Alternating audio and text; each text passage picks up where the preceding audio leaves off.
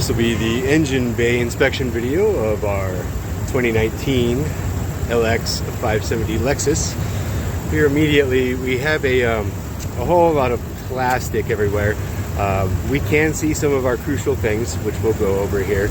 I just want to talk about some of the coating on the plastic. It looks like it does have some kind of a detail coating on it, which makes it look nice right now. That does tend to collect a lot of dust and dirt, and so that will start to get dirty on you rapidly. Let's see, moving along, we can see the battery there. When we check the back side of the terminals, it looks like the terminals were replaced, but we see some corrosion there on the top part of the hold down, which just wasn't cleaned off very well. I don't think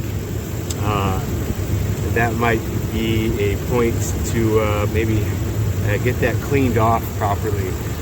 Moving along, our brake fluid reservoir is in good shape here. We will take just a peek underneath the engine cover. As we can see, just a little bit of dirt, but no signs of any kind of leaks, drips, dribbles. All the emissions type hoses are intact. Everything looks solid up here. No issues there whatsoever. So moving on, we do just see the power steering reservoir there. That fluid to me looks just a little dark. Maybe due for service coming up soon. As of this moment, not an issue. Otherwise, we really don't have anything to really say about this under hood. Pardon the wind here. Except for everything is in really good shape. The vehicle runs smooth. Nothing concerning here at all. I appreciate it. Thank you. This will be the exterior portion of our inspection. We are looking for any kind of signs of repair, damage, any collision, strange paint, malfunction, anything like that. Immediately, the only really concern I have is just slight oxidization of this front radar emblem here. They are known to oxidize just a little bit.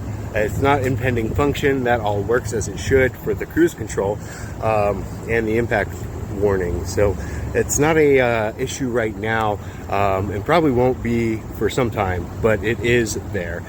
Moving right along, wheels and tires are in good shape. Our brakes are more than adequate. We don't see any strange paint overspray or anything. The mirrors do fold in and out, back and forth for parking, which is nice. Moving along, panel gaps and these side step effects. I have perfect faith in those, that you can put full weight on them without any issue. Moving to the rear, again, no strange gaps at all. Rear brakes and tires are looking well too. Moving to the rear portion here, where we can just see the spare tire underneath. There is a full kit inside, which we'll go over. Again, and none of the closures or glass has any kind of issues. Something that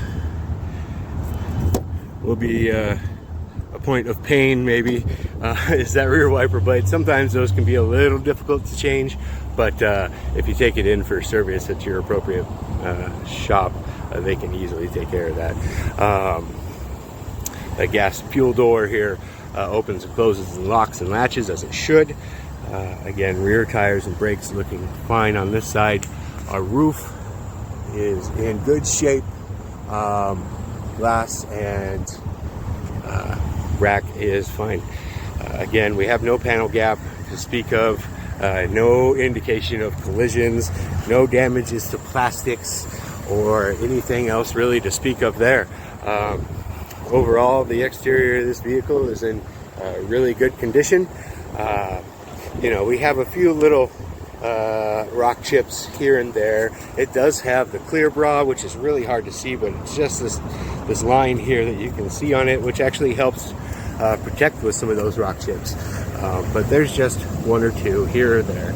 You know, it is a few years old, so that stuff is going to happen. Otherwise, I believe the exterior of this gets a pass. Thank you. Moving on to our undercarriage portion of the inspection here, and we can see that this does have a stout rear axle in it. And our spare again is there. We're looking at our bushings, looking at our differential there, looking at our exhaust. For any signs of corrosion, we see none. This is built kind of like a tank underneath. They are stout and actually very capable off-road vehicles. We will move over to the side and continue our inspection shortly. And continuing our undercarriage inspection of this Lexus, we can see our transmission and our transfer case here. We don't see any signs of leaking, weeping, drips, or dribbles at all there. We don't really expect it with the pedigree of this particular vehicle, as well as all our fuel lines. No rust to speak of either. Everything is looking actually in really good shape. We will move around front now. Thank you. Resuming our undercarriage inspection, pardon me, there's a train passing by at the moment. We can see immediately there's a bunch of plastic cladding again underneath. We don't see any indication of wear, replacement, or any issues there. What we do see are some really beefy front control arms. Again, this thing is built stout and very capable. I really have no major concerns underneath the vehicle at all. Thank you. The interior portion of our inspection here, everything is actually in really good condition here. We have no strange lights, smells, no strange wear on the seats.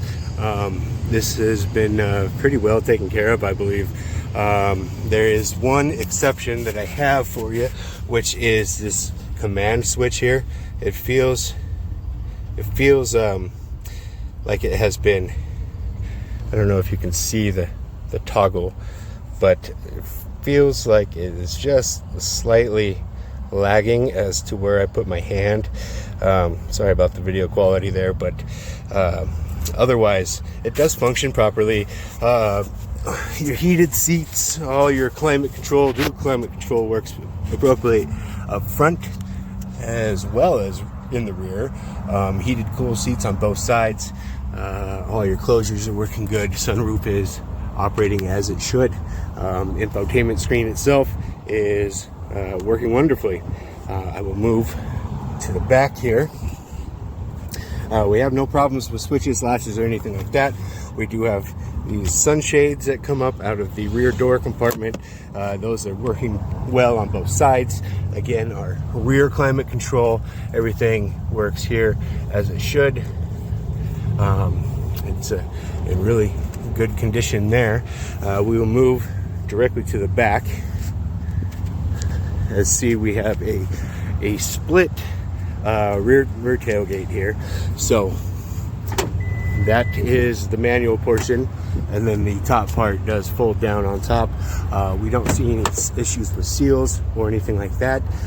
With the spare tire being underneath the truck, we don't have any compartments here, but we do have, in fact, a compartment here with the first aid kit, as well as our jack and tools there.